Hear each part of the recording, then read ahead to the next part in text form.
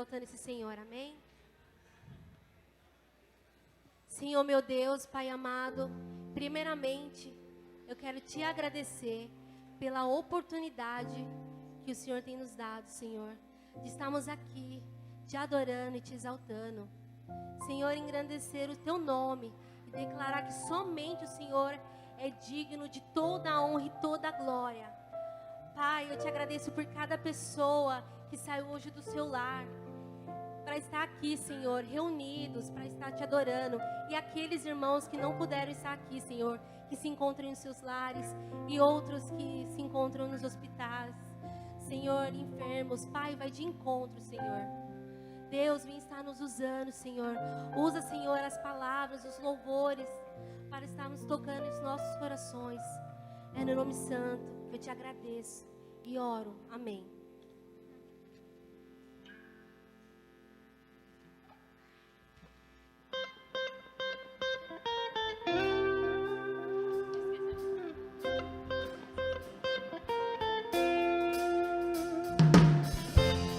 As palmas louvam ao Senhor.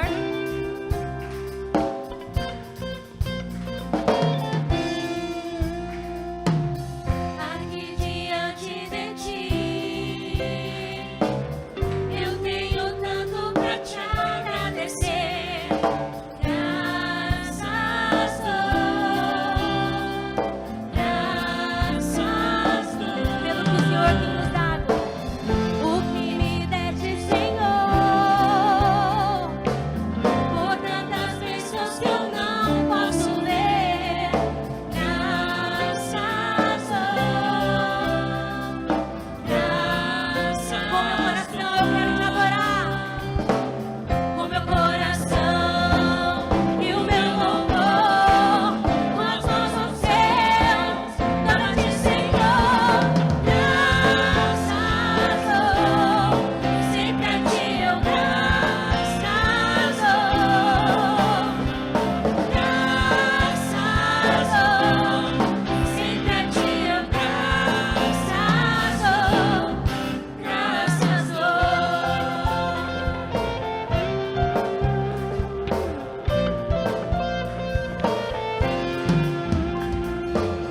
tem feito tanto por mim, na escuridão tua luz me tirou. Graças dou, graças dou, por teu amor e perdão, por meus pecados levados na cruz. Graças dou, graças dou, com meu coração e o meu louvor, com as mãos aos céus, louva-te, Senhor. Graças dou, sempre a ti eu graças dou. Graças dou, sempre a ti eu graças dou.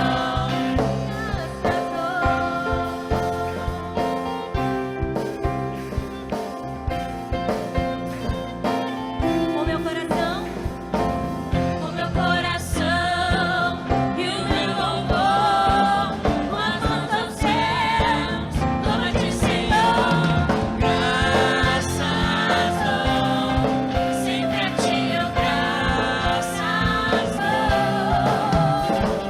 Graças dou, sempre a ti eu graças dou. Graças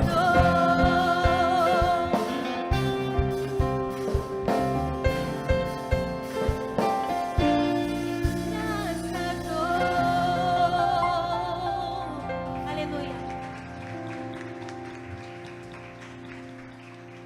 Deus, vamos adorar o Cordeiro, que é digno de toda a honra e toda a glória.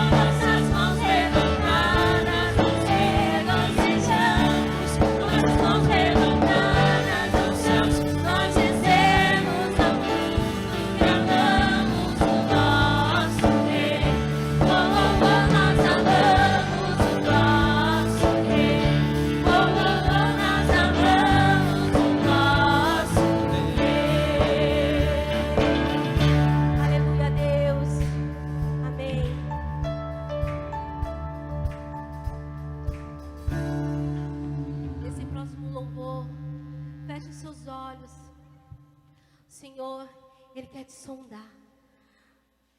Entrega suas vidas nas mãos de Deus.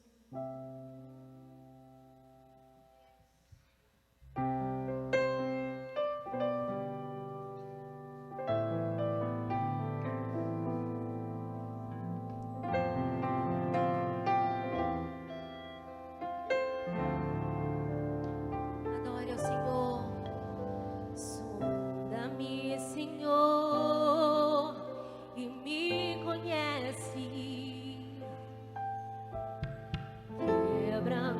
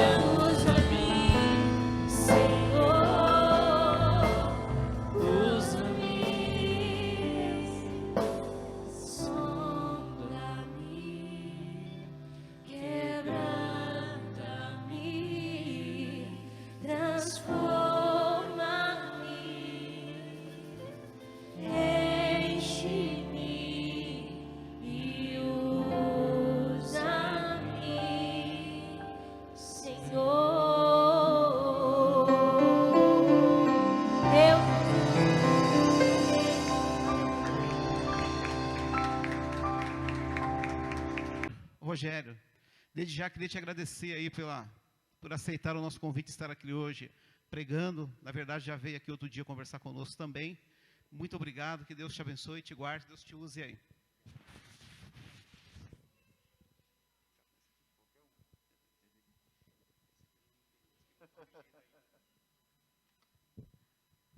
Boa noite, queridos. Graça e paz. Vou tirar o... Não precisa de pedestal. Obrigado, querida. Ele falou que não ungiu o microfone ainda, né? O álcool em gel virou parte da nossa rotina. Agora vocês estão me ouvindo melhor, né? Graça e paz. Obrigado por me receberem. É uma alegria estar com os irmãos. Minha esposa, infelizmente, não pôde estar nessa noite. Eu sou Rogério Quadra. Sou esposo da Mayra e tenho 2 bebês. Um que já está deixando de ser bebê, a Maria Luísa, de 4, e o João, de 2 anos. Eu sou pastor e estou deixando o ministério da Primeira Igreja Batista de Suzano. Na verdade, o irmão Davi havia me procurado para que eu pregasse no final do mês passado, e eu preferi que eu pudesse ter o ciclo encerrado na Primeira Igreja Batista em Suzano. Hoje foi meu último dia, foi um culto de despedida, para que eu pudesse me sentir livre para pregar. Nós somos uma região razoavelmente pequena, e as notícias correm rápido, né? Então fica um processo atropelado. Eu preferi terminar o ciclo e me sentir livre para pregar para os irmãos. Eu acho que era importante falar também que eu sou, eles falaram sobre a formação, também sou formado em filosofia e teologia e missionário da Mocidade para Cristo por algum tempo, e missionário na Fundação Casa, que é onde se faz a ressocialização de menores em conflito com a lei. E quando eu fui pensar em um texto para trazer, para dividir com os irmãos, eu não estava muito disposto a impressionar os irmãos com a minha oratória. Eu estou muito mais disposto a dividir um pouco de como eu enxergo o Evangelho. E eu queria... Esse texto é muito enigmático para mim por causa disso. Então eu queria dividir com vocês o texto que está em Mateus, no capítulo 8, do versículo 1 ao versículo 4. Mateus, capítulo 8, do versículo 1 ao versículo 4.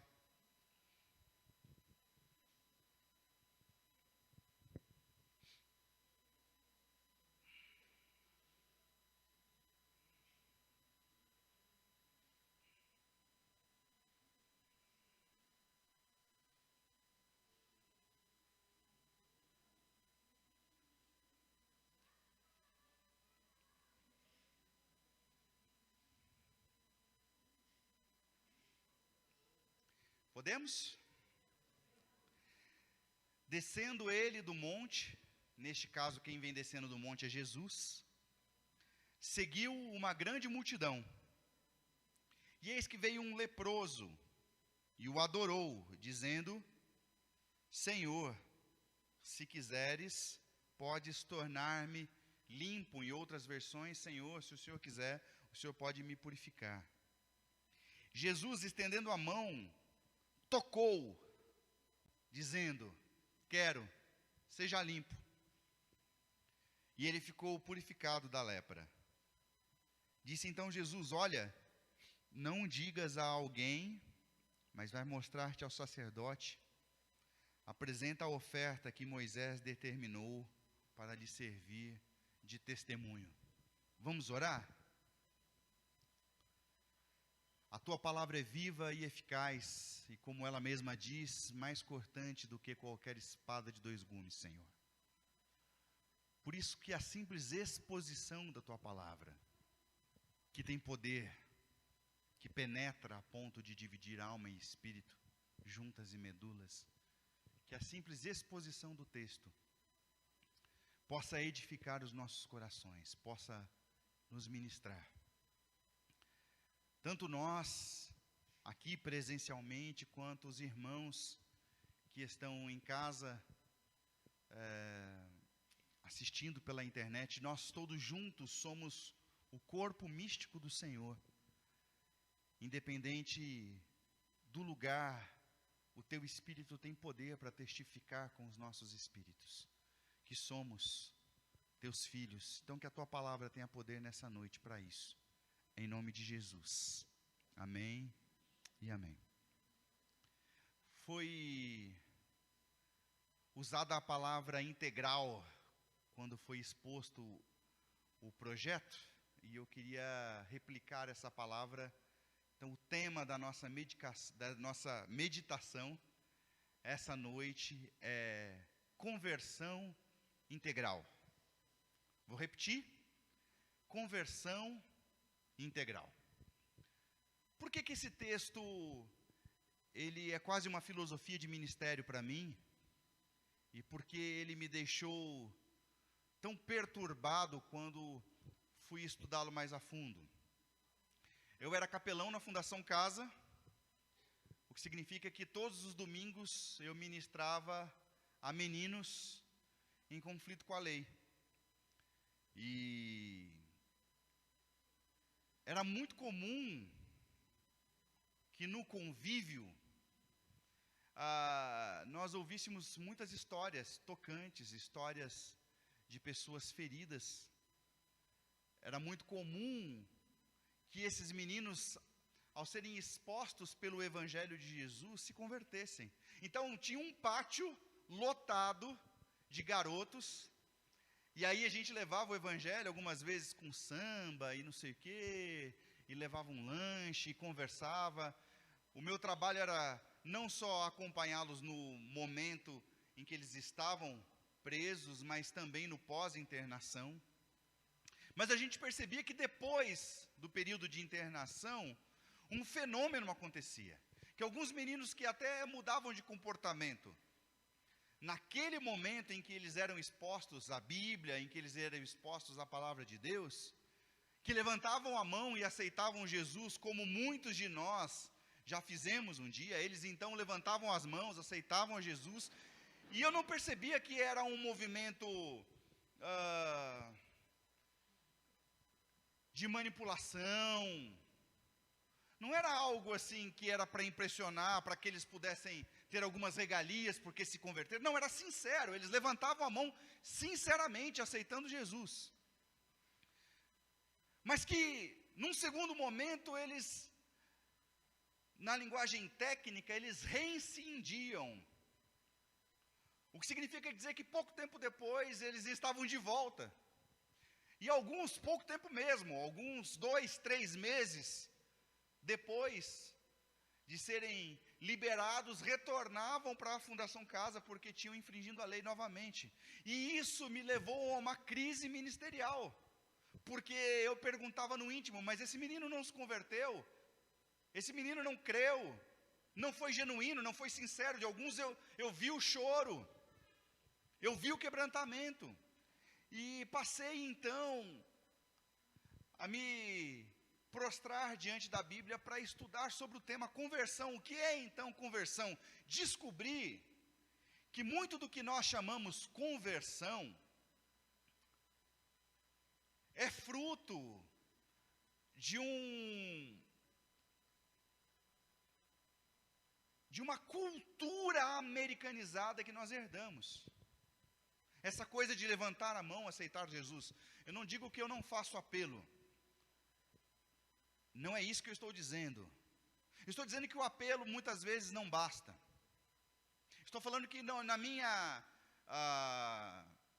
experiência ministerial, quando alguém levanta a mão e aceita Jesus, para a igreja de uma forma geral, os problemas terminaram. A pessoa aceitou Jesus, está tudo bem, de agora em diante ela tem uma passagem para o céu e agora as coisas vão ficar bem, porque afinal de contas ela se converteu, ela aceitou Jesus. E na verdade é o contrário. Sabe, irmãos, que quando alguém levanta a mão e aceita Jesus, e pior, entre aspas, pior, resolve congregar com a gente, caminhar com a gente, se tornar um com a gente, ser batizado com a gente, os nossos problemas não terminaram, os nossos problemas começaram. Porque essas pessoas,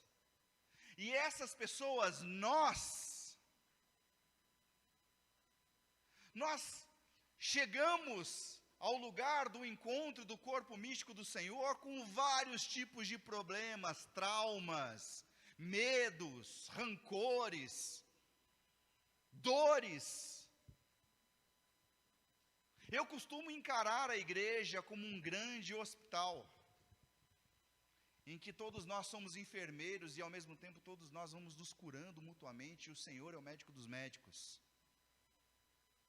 Mas é uma grande ironia você começar a imaginar a igreja como um lugar de pessoas santinhas, de pessoas certinhas.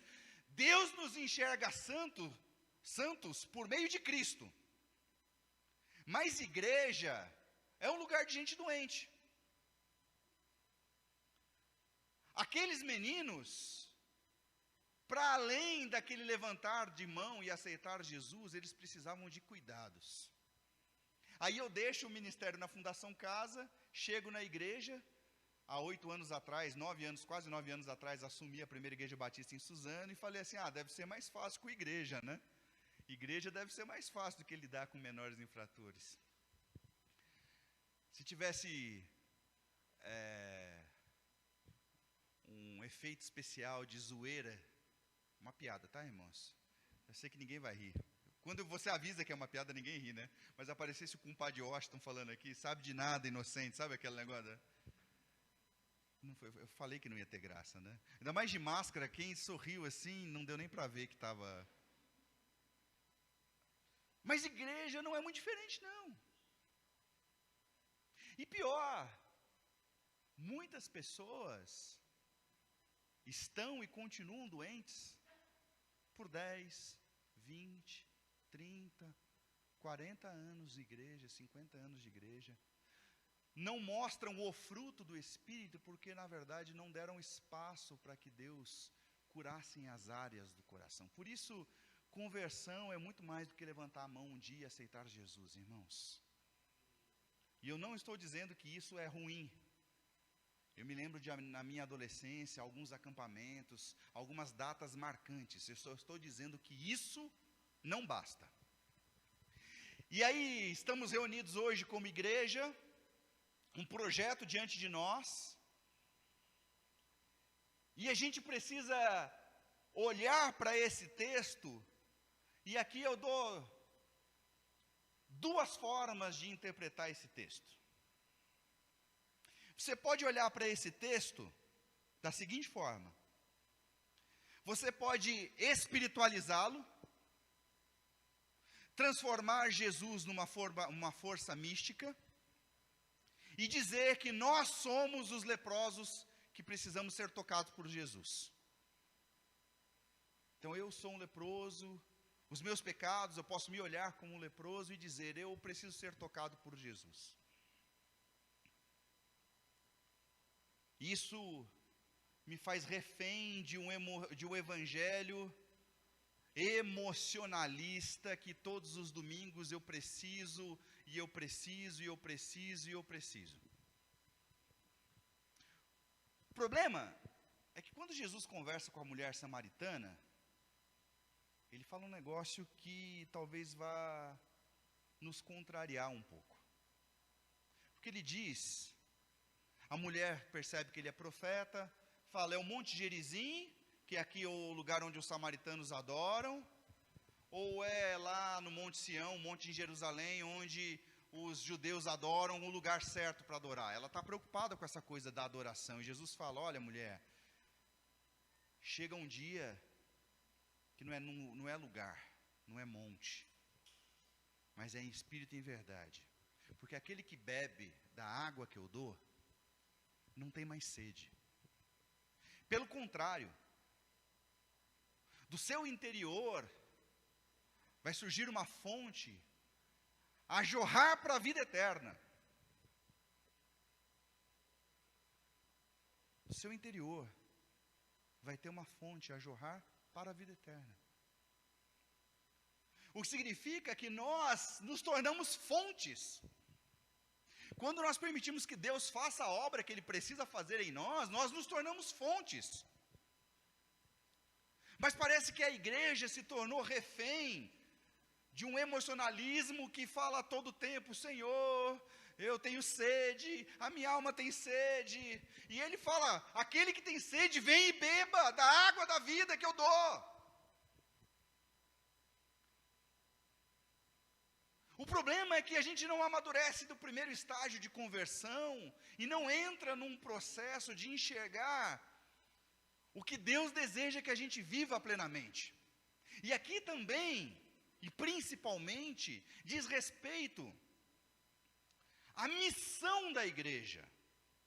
Porque eu posso me enxergar como um leproso o tempo todo, que eu preciso ser curado e tocado por Jesus, ou eu posso interpretar esse texto que depois da minha conversão, eu me torno o Cristo para as pessoas. E aí eu começo a enxergar toda a minha volta como pessoas necessitadas do Cristo. E eu sou aquele que estende a mão para tocar as pessoas. Entendem a diferença? É muito diferente a chave de interpretação. Em Romanos, o Senhor fala o seguinte: depois de dizer que tudo corresponde para o bem daqueles que amam a Deus, ele continua dizendo, porque aqueles que ele conheceu de antemão, ele predestinou para serem a imagem do seu Filho. Quer dizer que o Cristo vai sendo formado em nós. E se nós vamos sendo a imagem do Cristo, significa que quando as pessoas olham para nós, o que elas precisam ver? Precisa ver o Cristo. Então vai ver o leproso que está sempre, hoje vai ver o Cristo em nós.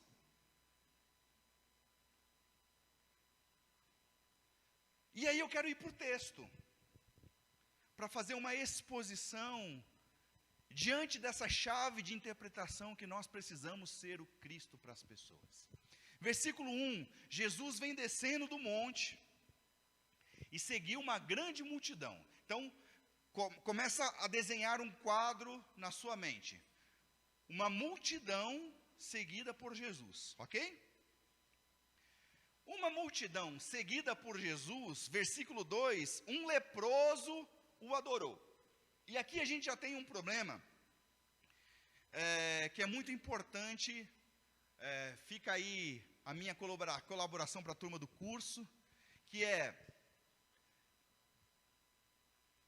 o texto escrito há 2000 anos atrás, e o auditório diante de mim, 2021, ou menos 5, mais 5, dependendo daqueles que colocam o nascimento do Senhor Jesus, ou então da escrita de Mateus, então 2000 anos depois. Então, por exemplo, é normal alguém ter lepra hoje por aqui? Talvez seja muito comum que ninguém nem saiba o que é lepra de fato. Então, o grande desafio do estudo das Escrituras é você voltar 2000 anos atrás, tentar entender o contexto em que aquela história aconteceu, em que aquilo foi escrito, e fazer uma ponte, tentando buscar com o maior esforço o real sentido do texto, para que esse texto então chegue até nós hoje, com o sentido original. E aqui, para você olhar o sentido original, você já tem um problema, porque você tem uma multidão e você tem um leproso. Não sei quantos sabem o que é lepra. Eu fui fazer a lição de casa. Lepra é uma doença que ela está praticamente erradicada. Ainda existem alguns leprosos, mas é muito raro. Mas que foi conhecida algumas décadas atrás como hanseníase. Ok? Só para eu ter uma base, quantos sabem o que é lepra? Assim, já estudaram a fundo o que é lepra? Não são todas as pessoas, então eu vou me deter nisso um pouquinho. A hanseníase, ela ataca o sistema nervoso central e ela é altamente contagiosa. Ela se dá em ambientes com pouca, vamos dizer assim, com pouca estrutura para limpeza, para higiene. Então ela é mais comum nesses. E ela, o primeiro sinal é que surgem algumas manchas no corpo, e o lugar onde essas manchas aparecem, algumas vezes manchas avermelhadas, outras vezes manchas esbranquiçadas, a pessoa perde a sensibilidade. Ok? Essa é a hanseníase. Posteriormente, essa enfermidade, ela vai avançando e ela começa a fazer a deterioração do corpo. Então essa pessoa começa a perder a sensibilidade nas extremidades, e ela começa a perder parte do corpo. Coisas importantes sobre a lepra: ela não é hereditária. Ela não se passa de pai para filho. Ela é uma doença contagiosa. O contágio se faz pelas gotículas, a respiração, o contato físico. E ela era uma doença que, por não ter cura, na lei de Moisés tem algo específico sobre a lepra. De que o leproso deveria ser separado de toda a comunidade de Deus e ser colocada num lugar à parte, porque ela poderia infectar todo o povo, poderia ter uma grande mortandade. Mas existe algo mais, que alguém visto com lepra era alguém dito como amaldiçoado, esquecido por Deus. Então não era só uma doença que afetava o corpo, ela tinha um status social. A pessoa vista com lepra era alguém amaldiçoado por Deus. É como se Deus se esquecesse dessa pessoa. Some daqui. E se era contagiosa, então você imagina que uma pessoa que viveu a sua vida naturalmente, talvez era alguém casado, talvez alguém com filhos, alguém produtivo. De uma hora para outra, ela era colocada à parte da sociedade. E a parte para quê? A parte para morrer, porque não tinha cura. Nos tempos de Jesus, ainda tinha uma outra obrigação cerimonial. Depois de ser levado ao sacerdote, era pendurado sinos na roupa da pessoa, para que só o andar e o balançar dos sinos fizesse com que as pessoas soubessem que ali havia um leproso, para dar tempo para que as pessoas se afastassem. Você consegue imaginar como era o coração de um leproso? Consegue imaginar? Se colocar, eu digo que para ser igreja tem que ter exercício de empatia. Faça um exercício de empatia. Como era isso? Eu vou te ajudar num exercício de empatia, antes de eu fazer a exposição de cada um dos versos aqui. Eu vou fazer uma narração como se eu fosse um leproso infectado. Bem curta. Mas só para exercitar na sua mente. Aqueles que quiserem podem fechar os olhos, aqueles que quiserem fiquem com os olhos abertos. Mas eu queria só tornar o seu coração sensível. Exercitar a sua empatia. Meu nome é José. Sou judeu. Sou alguém zeloso. Sou um agricultor, como muitos agricultores existiam na Palestina. Sou casado, tenho filhos, 2 filhos. Um dia na minha lida diária, eu percebi algumas manchas no meu corpo.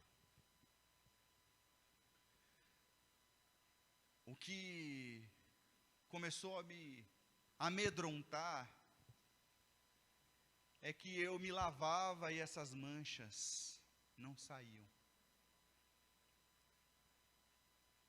E a ansiedade e o medo começou a tomar o meu coração. Depois de um tempo, eu já não conseguia sentir as extremidades do meu corpo. Já não sentia o meu braço. Então amarrei uma faixa com o meu braço junto ao meu corpo para sentir que meu braço estava junto de mim. Um dia em que eu me desenfaixava e me ajoelhava numa bacia para me lavar, sem que eu percebesse, aquela bacia estava cheia de sangue. Eu olhei para cima e vi os olhos marejados da minha esposa. E ela perguntou: você quer que eu vá junto com você se apresentar ao sacerdote? E eu sabia o que isso significava. E eu disse: não, eu vou sozinho.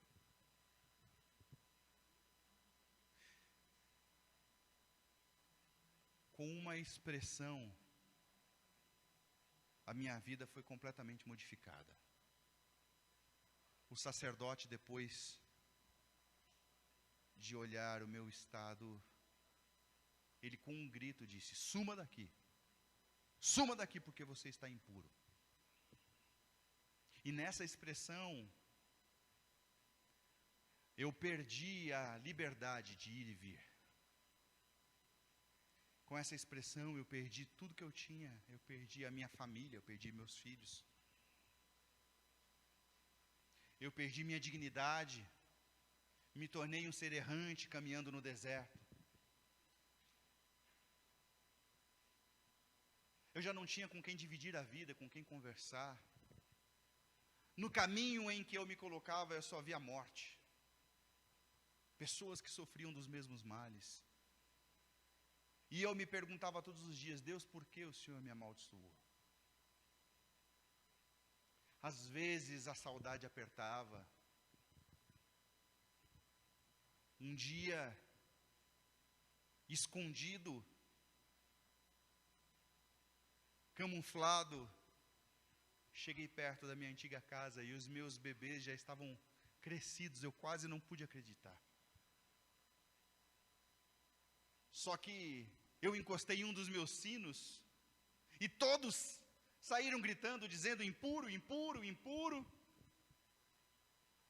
E todas as crianças correram, mas eu vi a minha filha que olhava para mim fitamente. E foi a última vez que eu troquei olhares com ela. Um dia,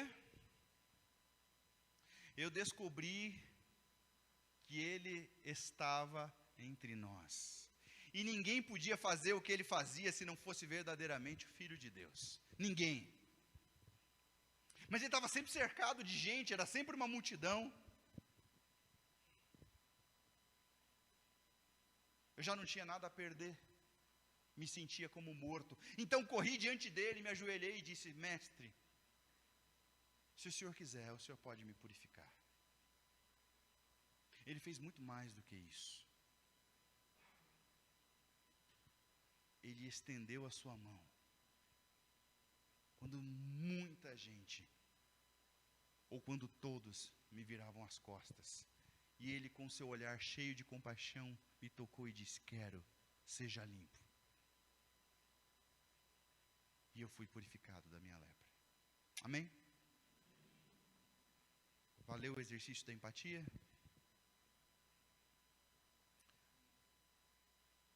Eu quero tirar 4 lições desse texto com a seguinte aplicação.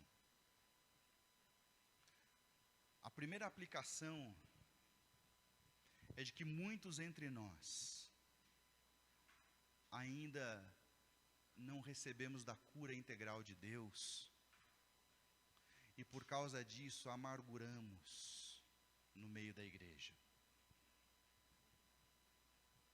Alguns de nós levantou a mão um dia e se acostumou com o ambiente. A segunda aplicação é: sim, eu me converti. E Deus vem me curando. Porque eu já entendi que igreja é comunidade terapêutica, é comunidade de cura, é corpo místico, é a beleza da cura. Então, eu já me sinto responsável em ser o Cristo para as pessoas e ajudá-las nas suas áreas de recuperação. 4 curas, tá bem? Eu fiquei completamente, não vi nenhum relógio, eu vou sentindo. O problema é que, como vocês estão de máscara, não dá para ver se vocês abrem a boca, porque o meu referencial, em geral, quando eu prego, é quando a pessoa começa a abrir a boca, bocejar diante de mim, é que eu já sei que tem que parar. Mas está todo mundo de máscara, então se eu passar, você me perdoa, porque eu não estou vendo mesmo. Eu não tenho graça nenhuma aqui, vocês nem me conhecem, cara. Eu tento fazer, nenhuma das coisas que eu tentei ser engraçadinho foi legal. Primeiro é cura espiritual. Repita comigo. Cura espiritual. Pode repetir? Eu estou sem PowerPoint hoje, nada, então, cura espiritual. A cura espiritual acontece no momento em que este leproso, ele se prostra diante de Jesus. Na minha versão diz que ele o adorou. Tem aí alguma versão que diz que ele se prostrou, ou mais, alguma versão aí diz que ele se colocou de joelhos. Tem alguém que, sua versão, joelhos. Algumas, se prostrou. Cura espiritual. A cura espiritual, ela não está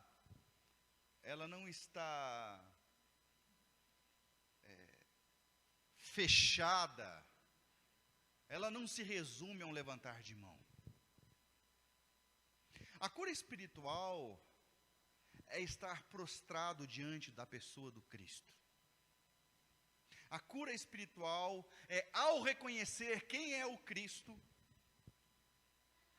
A cura espiritual é ao reconhecer a pessoa de Jesus. É se prostrar e viver uma vida de adoração. Ainda como herança americana, nós aprendemos que a adoração é esse momento do culto em que as músicas são tocadas e eu levanto a mão. Isso é parte da adoração, mas isso não é adoração. Porque se este momento é o culto, quando acaba o culto, o que começa a acontecer quando você passa por aquela porta? E se este é o templo, como a gente faz a conexão de que nós somos o templo do Espírito? Então sim, aqui é um lugar edificado para o encontro do corpo de Cristo. Mas essas paredes não são um templo. Templo é você. Templo sou eu. E culto não é este momento em que a gente canta. Culto é a minha vida. Culto é a maneira com que eu vivo todos os dias prostrado em adoração diante de quem o Senhor Jesus é. Culto é quando eu tenho vontade de me vingar, de matar alguém, e porque estou prostrado diante de quem Jesus é, eu oro pelos meus inimigos. Culto é quando eu olho um necessitado e eu digo, a sua dor é a minha dor. E eu começo não só a demonstrar uma empatia, que seja uma empatia da sensibilidade, mas uma empatia prática. Culto é estar aberto ao Espírito Santo para perdoar a sua esposa, para perdoar o seu esposo. Culto é aprender com Deus a educar filho, porque não vem com manual, e é uma experiência incrivelmente assustadora educar filhos. Quando você acha que tem que repreender, você tinha que ter abraçado. Quando você acha que você tinha que ter abraçado, você tinha que ter repreendido. E só Deus na causa. Isso é culto. Porque se nós limitamos que culto é domingo, 18 horas, o restante da minha semana eu estou como? Eu estou por minha própria conta? Porque se nós, cristãos evangélicos, entendermos o que é culto, é impossível ser mais de 50 milhões de evangélicos no Brasil e não fazer diferença alguma. Porque onde evangélico que presta culto a Deus todos os dias está, a maldade diminui. O problema ético diminui. O amor reina. Mas onde não tem culto, existe máscaras e fachada. Interessante essa coisa dele se prostrar, porque é assim, ó. Você sabe que todo o Antigo Testamento, a luta do povo judeu, está relacionado com a adoração. Então eles adoravam a Deus, e Deus os tornava prósperos. Eles adoravam os Baalins, e eles eram presos, escravizados. E esse era um movimento constante. Um judeu só se prostraria, só se colocaria de joelhos diante de alguém em duas circunstâncias. Primeiro, se ele fosse obrigado como um rei está diante dele.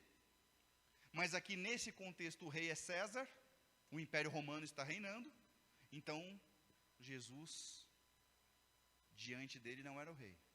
Ou ele era o Messias prometido, e assim como o Messias prometido, ele era o rei. Então ele se prostra diante da divindade, reconhecendo a divindade de Jesus e diz: eu sei quem o Senhor é, e porque eu sei quem o Senhor é, eu sei o que o Senhor pode fazer por mim. Cura espiritual. A aplicação tem muita, mas muita gente. E olha, irmãos, eu reconheço que eu não sei absolutamente nada da comunidade de vocês. E isso é bom nesse contexto, porque não tem nenhuma indireta. Mas tem muita, mas muita gente que se acostumou a viver na comunidade de Jesus, às vezes 20, 30, 40 anos, mas não tem fruto do Espírito e só se engana, nunca se converteu de fato. Não houve cura espiritual. E para quem não houve cura espiritual, essa pessoa nem tem sede de almas, nem está nem aí para as outras pessoas que se perdem. Primeira cura espiritual. Todo mundo comigo ainda? Eu vou avançar mais rapidinho nas outras para a gente. Eu nem sei quanto tempo eu já falei, mas eu acho que é bastante. Então eu vou tentar ser mais sucinto. Segunda cura, vai lá para o versículo 2, versículo 3.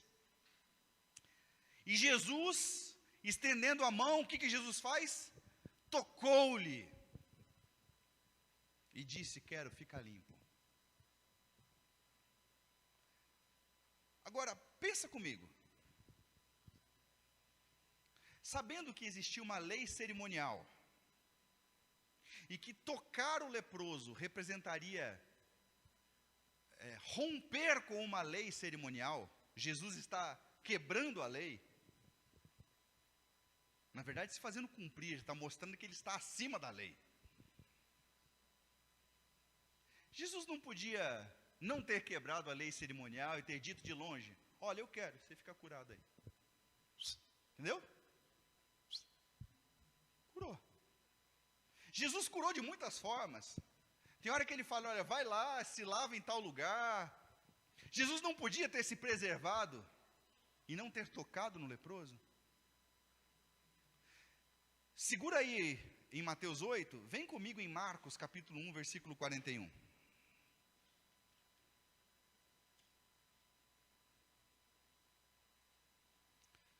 Você sabe que algumas histórias elas ficam repetidas nos outros evangelhos, mas eles às vezes colocam detalhes que o primeiro evangelista não contou. Então, Marcos está contando a mesma história. Versículo 40 ele diz: aproximando-se dele um leproso que, rogando-lhe, pondo-se-lhe de joelhos diante dele, lhe dizia: se queres, podes limpar-me. E Jesus, o que está escrito aí que não tinha no outro texto?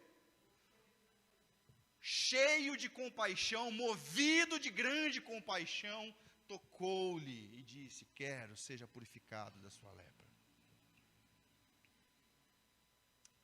Cura emocional, meus irmãos. Cura emocional. O Senhor Jesus toca nele, a minha interpretação, a minha forma de ler esse texto, porque Jesus está preocupado com o coração dele. Jesus está preocupado em como ele se sente. Jesus quer restaurá-lo integralmente.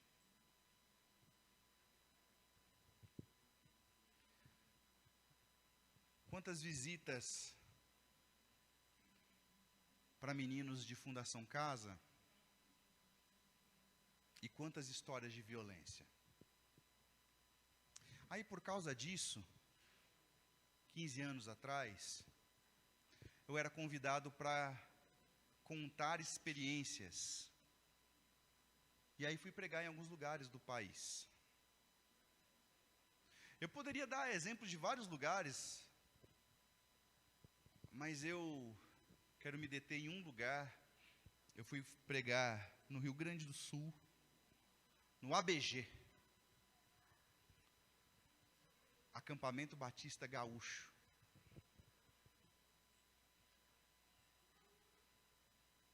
E eu não sei porque Deus colocou no meu coração, quando a gente falou sobre abuso, então eu pedi que todos ficassem com os olhos fechados. E eu perguntei: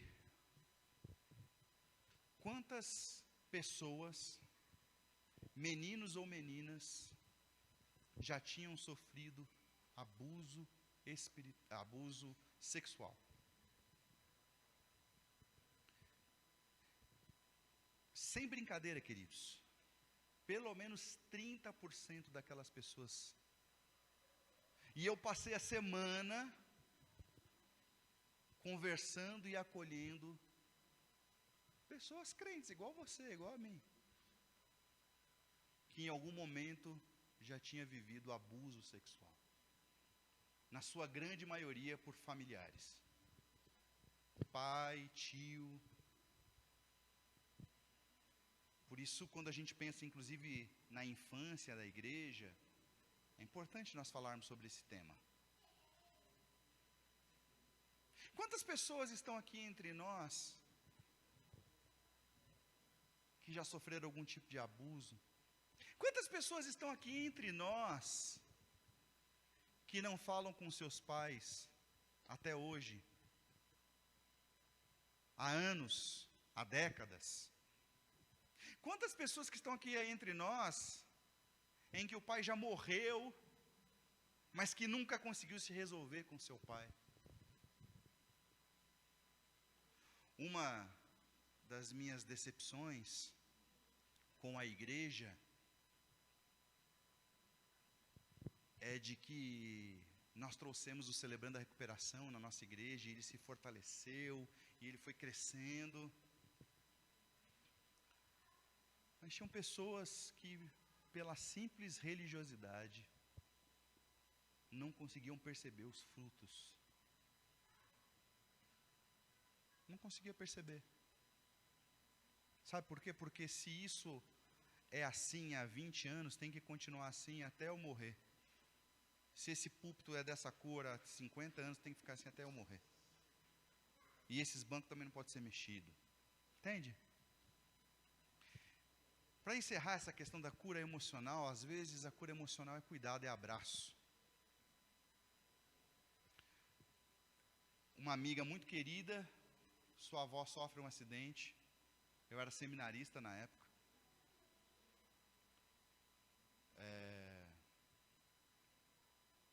sua avó faleceu, ia ser velada em Jambeiro, um município vizinho a São José dos Campos. E eu, ao ir para Jambeiro, fiquei pensando nas palavras que eu podia trazer para ela. E fiquei com medo, porque eu já era seminarista e alguém ia querer que eu desse uma palavra lá no velório e eu não queria. Eu sei que quando eu me encontrei com ela, todas as palavras que eu tinha preparado no meio do caminho sumiram. E eu a abracei. Nós nos abraçamos por muitos minutos. Choramos. E até hoje ela diz de como foi importante a minha visita para ela aquele dia. Aí você diz, mas não fiz nada. Cura emocional começa com a empatia e se importar. Na minha comunidade de fé, um amigo querido de repente tem um AVC. E eu chego no hospital antes deles chegarem na ambulância. Então a esposa sai de dentro da ambulância, abre a porta da ambulância. Quem é a primeira pessoa que ela vê? Até hoje, isso é importante para ela.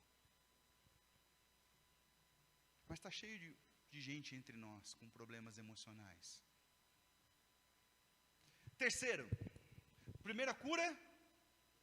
Segunda, terceira, vai aqui. Quero ser limpo. E ele ficou limpo da sua lepra. É a cura física. Então, primeira cura espiritual, segunda cura emocional, terceira cura física.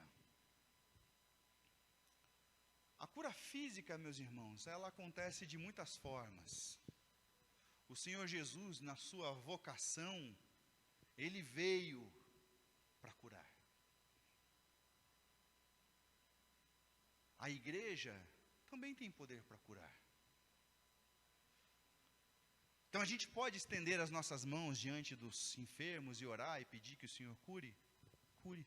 A gente pode fazer. Mas a gente também, num momento de pandemia, a gente pode ter empatia e colocar o dedo no bolso e ofertar na vida de um irmão. Ajudar com a medicação. Ajudar com as suas necessidades. Isso também é físico. Isso também acontece. Eu digo que cura física acontece também por empatia. Eu vivi algumas experiências na igreja de dizer, não, isso lá é do assunto da ação social. Então, eu tenho um vizinho necessitado, o que eu faço? Eu dou o telefone de quem é da ação social.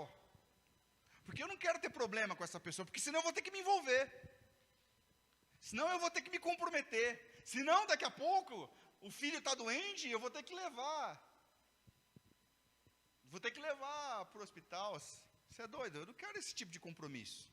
Eu já tenho muito problema para arrumar mais problema. Entenderam? Como a gente vai perdendo o nosso senso de missão e a gente já não entende mais o que é o Evangelho. Aí bota lá, propriedade de Jesus. No carro. Aí tem aquela irmã que mora longe pra caramba e que não tem carro. Eu me lembrei de umas 2 ou 3 que tem nome, mas eu não vou falar aqui, porque está sendo gravado, eu não sou bobo. Mas aqui tem também, eu sei que tem, toda igreja tem. O seu carro está lá com adesivo, propriedade de Jesus. Mas se eu ver a irmã entrando por aquela porta, eu já estou dando área aqui, ó. Porque senão vai sobrar para eu levar ela. E eu não quero, pô. É longe pra caramba, ainda tem que ver o Fantástico. Ou a molecada toda está saindo para comer lanche, eu vou levar lá a irmã tal, vou ter que ir lá depois de Suzano. Você é doido, eu não quero isso para mim. E a gente vai perdendo o senso do que é ser igreja, senso de missão. Porque igreja é esse momento do culto, às 18 horas, em que a gente se reúne. Acabou esse momento, eu já não sou mais igreja, eu já não me entendo mais, já não estou mais em culto. Por último, Versículo 4. Disse-lhe então Jesus: olha, não digas a alguém, mas vai mostrar-te ao sacerdote, para lhe servir de testemunho. E aqui foi a informação mais difícil que eu fui obter desse texto. Em primeiro lugar, que na tradição judaica, só tinha poder para curar leproso aquele que se apresentasse como Messias, porque naquela época muitos Messias apareciam de tempo em tempo. Então, quando o Senhor Jesus fala, vai ao sacerdote, quer dizer, você teve contato com o Messias. No mínimo, a gente vai gerar um problema lá. Mas também existe a interpretação, e eu gosto muito dessa interpretação, de que esse homem, que um dia foi banido do meio da sociedade, ele não podia voltar para a sociedade simplesmente e dizer, agora eu estou curado. Como assim você está curado? Taca pé, porque a sentença era o apedrejamento. Então eles iam apedrejar o homem, então ele precisava ir lá, no templo, um lugar público, na vista do sacerdote, que era aquele que o condenou, e ser curado. E aqui vai a quarta cura, cura social. Cura social. Cura social é pertencimento, é senso de pertencimento.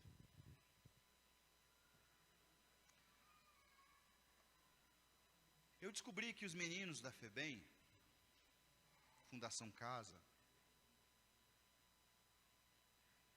talvez no início começam a sua atividade criminosa por alguma necessidade. Mas o que mantém ele na criminalidade, sabe o que é? É que ele não se sente pertencente socialmente. Ele se sente excluído. Ele se sente rejeitado. Muitas vezes esse sentimento de rejeição nasce em casa,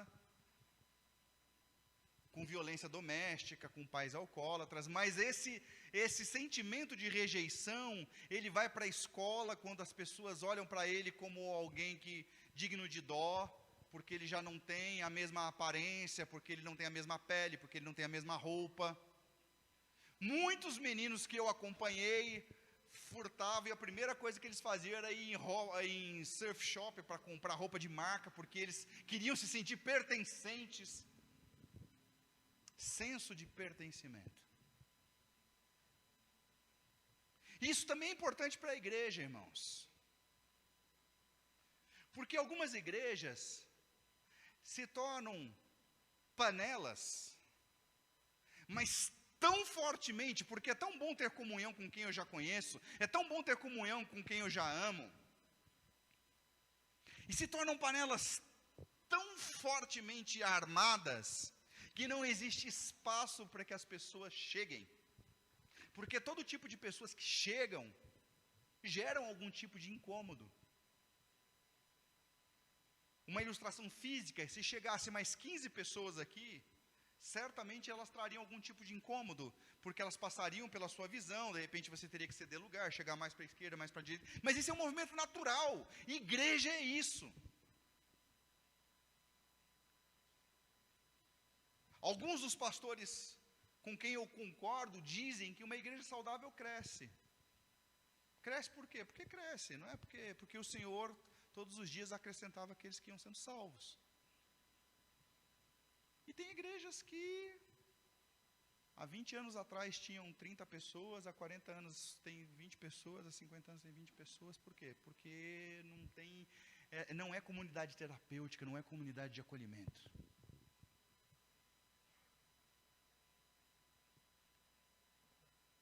Você vai num culto de juventude. Ai, amiga!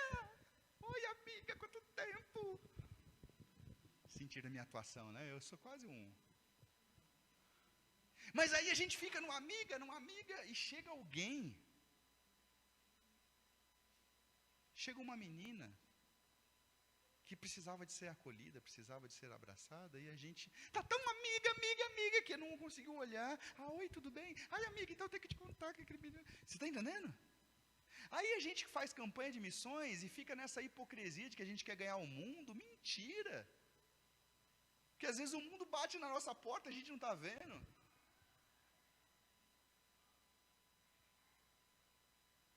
O mundo se conecta conosco todos os dias. O mundo está lá no seu trabalho. O mundo está na sua faculdade. O mundo é aquela menina que está pensando em suicídio, aquele menino que você conhece lá, que está usando maconha, que já está indo para cocaína, que está descontrolado. O mundo está aí diante de você.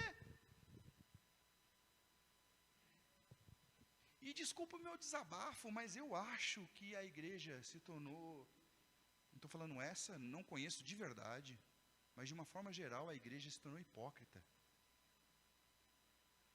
Sabe, irmãos? Em algumas situações,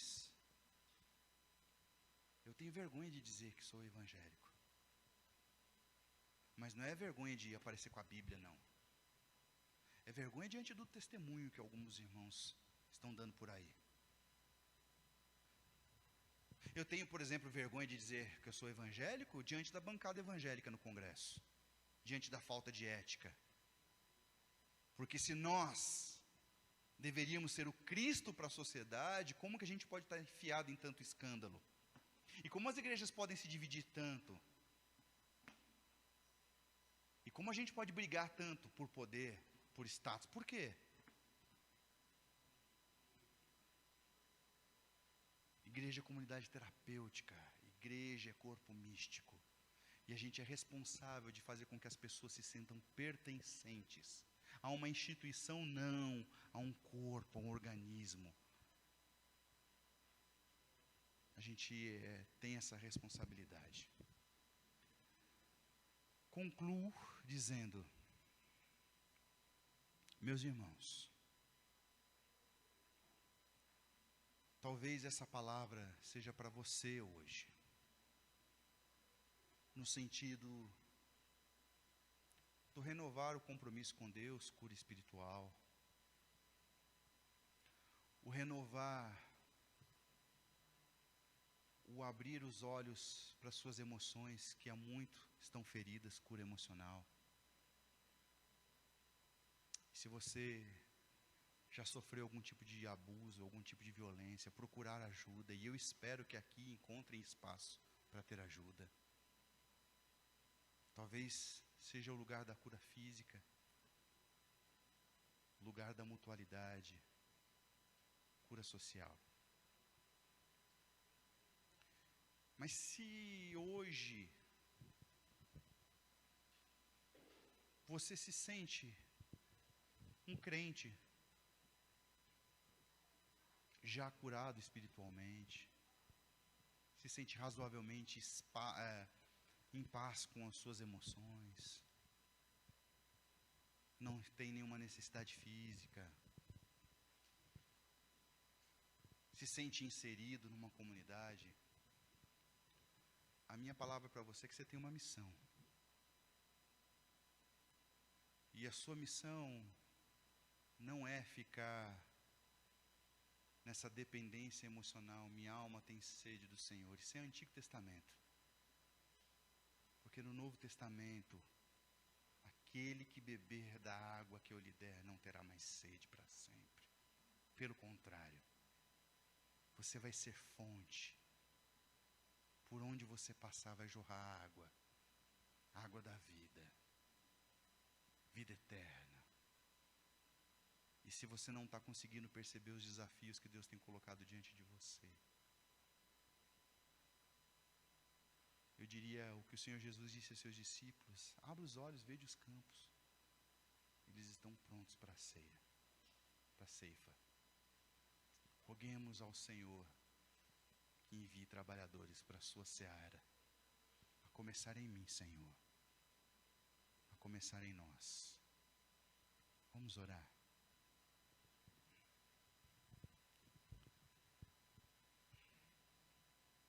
Que a tua palavra frutifique, Senhor, no coração dos irmãos.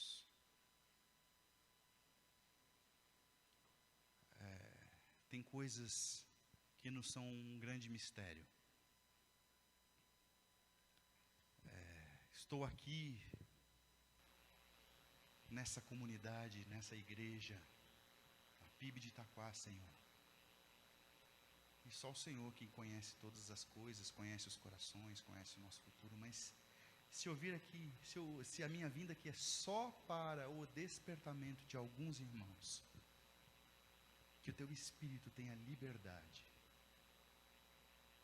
que o Senhor rompa com as barreiras, que o Senhor tire as escamas dos nossos olhos, e que a gente possa usufruir, Senhor, do teu Espírito em nós, como cantamos hoje, como um farol que brilha ao longe, como abrigo no deserto,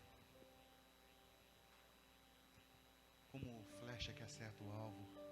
Nos usa, Senhor, para a honra e glória do teu nome, Pai. Tem misericórdia de nós, perdoa, Senhor, a omissão do teu povo, a começar em mim, que nós possamos olhar o mundo que se perde com maior empatia e maior graça, e saber que se o Senhor já fez a tua obra de salvação em nós, nós não somos esse leproso que precisa ser todo o tempo tocado pelo Senhor. Nós somos o Cristo que toca os perdidos. Que essa verdade seja experimentada pelos irmãos em nome de Jesus. Amém.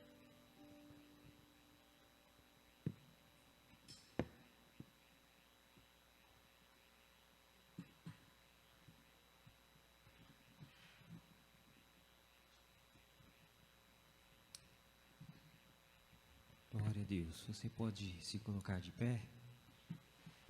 Vamos adorar ao Senhor.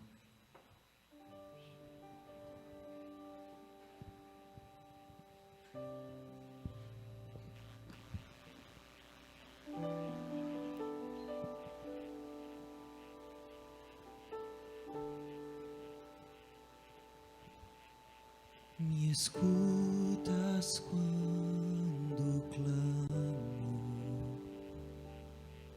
e acalma o meu pensar.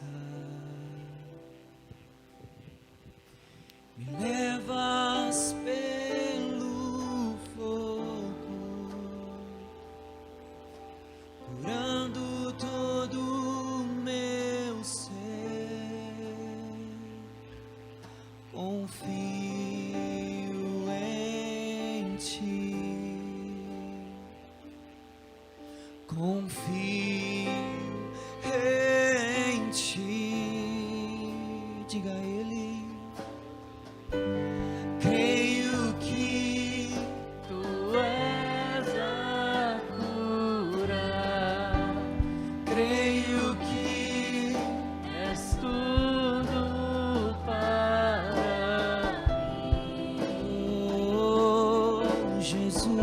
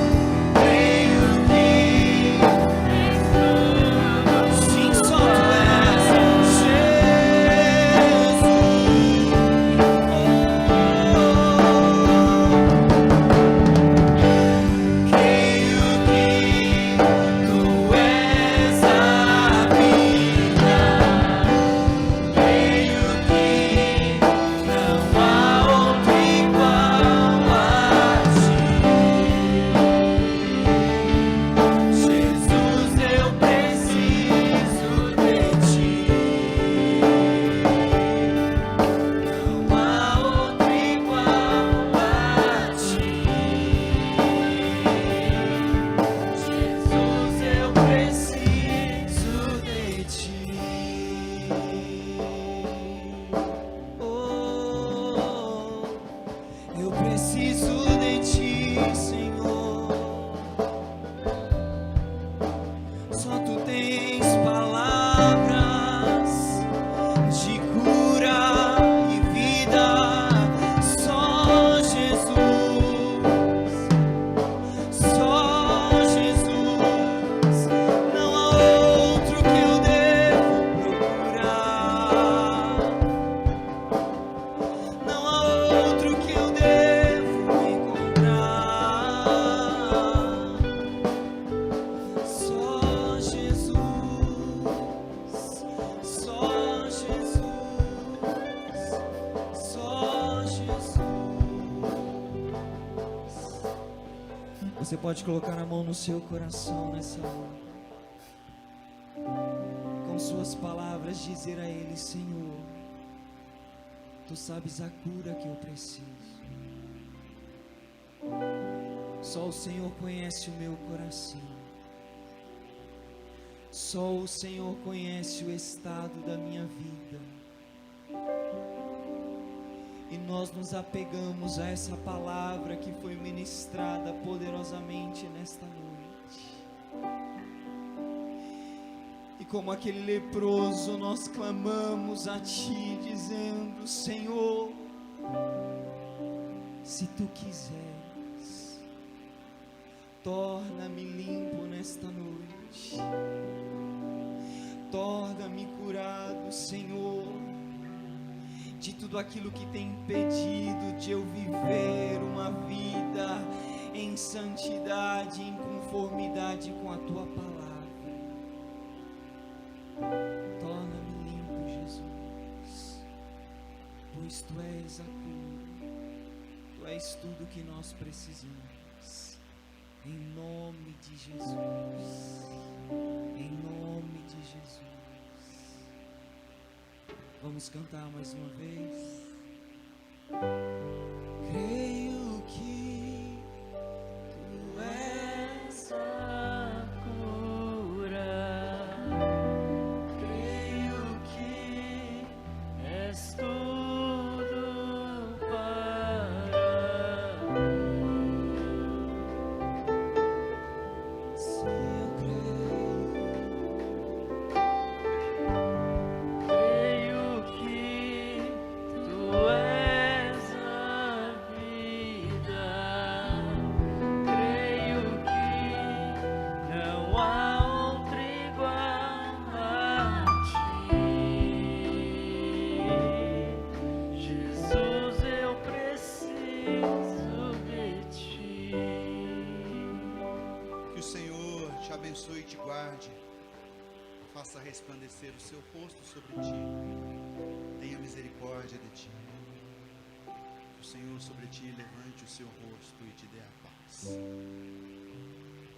E como igreja, comunidade, corpo místico do Senhor, que o amor de Deus, o nosso Pai, a graça salvadora de Jesus Cristo, nosso Senhor, e o consolo do Espírito Santo seja sobre essa igreja aqui reunida e sobre toda a igreja do Senhor, espalhada na face da terra. Assim oramos. Amém. Amém. Que Deus abençoe a todos.